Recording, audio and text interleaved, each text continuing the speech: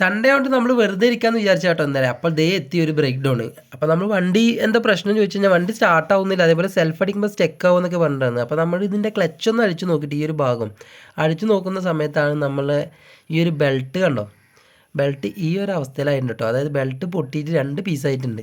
അപ്പോൾ ഈ ഒരു ബെൽറ്റിൻ്റെയൊക്കെ മാറേണ്ട ടൈമൊക്കെ കഴിഞ്ഞിട്ടുണ്ട്. എന്നിട്ട് ഈ ഒരു ബെൽറ്റ് വെച്ച് ഇങ്ങനെ ഓടിയിട്ടുണ്ടായിരുന്നു. അതായത് ഇതിൽ കുറേ ഈ ഒരു പല്ലുകളും കാര്യങ്ങളൊക്കെ പോയിട്ടുണ്ട് കേട്ടോ ചില ഭാഗത്തൊക്കെ കണ്ടോ. ഇത് ഈ ഒരു അവസ്ഥയാണ് നമ്മൾ ഈ ഒരു ബെൽറ്റ് വന്നിട്ടുള്ളത്. അപ്പോൾ നമ്മളൊരു 30,000 കിലോമീറ്ററൊക്കെ ആവുന്ന സമയത്തൊക്കെ തന്നെ നമ്മൾ ഈ ഒരു ബെൽറ്റും കാര്യങ്ങളും അതേപോലെ തന്നെ ക്ലച്ചൊക്കെ അടിച്ചൊന്ന് ക്ലീൻ ചെയ്യാൻ ശ്രദ്ധിക്കുക. അതുപോലെ തന്നെ ബെൽറ്റിനൊക്കെ ഡാമേജ് ഉണ്ടെങ്കിൽ നമ്മൾ അപ്പോൾ തന്നെ മാറ്റി കൊടുക്കാനും ശ്രദ്ധിക്കുക കേട്ടോ. അതുപോലെ തന്നെ ഇങ്ങനെ ഈ ഒരു സൺഡേക്കാണ് ഇത് സംഭവിച്ചിട്ടുണ്ടെന്നുണ്ടെങ്കിൽ ഉണ്ടല്ലോ, പിന്നെ നിങ്ങളുടെ ആ ഒരു വണ്ടിയുടെ കാര്യത്തിലാണെങ്കിലും നിങ്ങളുടെ പരിപാടിയുടെ കാര്യത്തിലാണ് ഏകദേശം തീരുമാനമായിട്ടോ. കാരണം എന്താ വെച്ചാൽ പിന്നെ സ്പെയറും കാര്യങ്ങളും കിട്ടാൻ നമുക്ക് ബുദ്ധിമുട്ട്. അതുപോലെ തന്നെ വർക്ക്ഷോപ്പുകളൊന്നും അധികം തുറക്കും കാര്യങ്ങളൊന്നും ഇല്ല.